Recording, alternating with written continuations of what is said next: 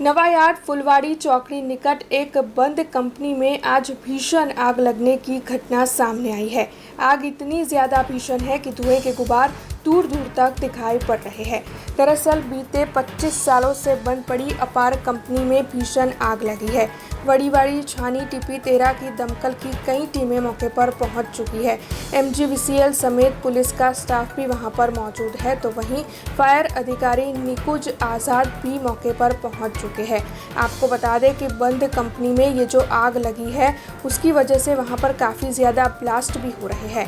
आग पर काबू पाने की मशक्कत लगातार जारी है। अभी तक किसी के भी हताहत होने की खबर सामने नहीं आई है, लेकिन भीषण आग के चलते गोडाउन का स्लैब ढह गया है।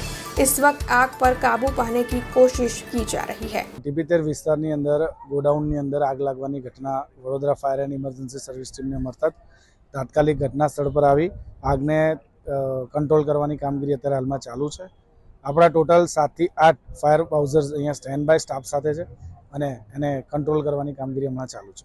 આગ લાગવાનું કારણ હજુ જાણવા નથી મળ્યું, પણ અંદર જે બેડશીટ મટીરિયલ, ફોર્મ મટીરિયલ્સ જે હોય તે ફોર્મ મટીરિયલ્સ અંદર છે તેવું આજુબાજુ અને જે વ્યક્તિઓ દ્વારા જાણવા મળ્યું છે। એટલે ફોર્મ મટીરિયલ જ છે અંદર અને અત્યારે હાલમાં તેને અમે ફાયર ફાઇટિંગ અમારી ચાલુ છે। સમય હું તમને ના આપી શકું એકચ્યુઅલી, પણ લમસમ 1-1.5 કલાક જેવું હજુ લાગશે, કેમ કે આખું ગોડાઉન પકડાઈ લીધું છે, પ્લસ જે સ્લેબ છે સ્લેબ પણ આખો બેસી ગયો છે, એટલે આગ મોટી છે।